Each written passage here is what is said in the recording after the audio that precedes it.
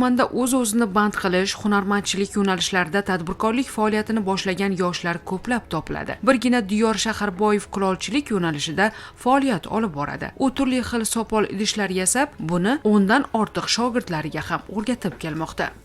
Kulolchilik bo'yicha tadbirkorlik qilib kelaman 2 yildan buyon. Ham o'quvchilarga kasbiy ta'limdan dars o'tib kelaman, hamda 5 tadan ortiq shogirdlarim tayyorlab kelmoqdaman.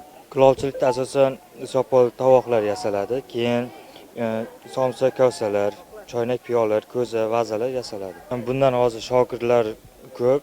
Ularni masalan ertalab 9 dan 11 gacha, obeddan keyin 2 dan 6 gacha bo'lib gruppa qilganmiz.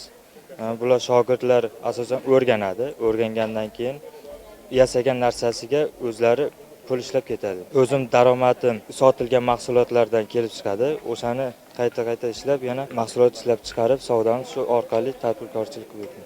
Bularda asosan hozir mahalliy bozorlarga, keyin tashkilot rahbarlariga sotiladi.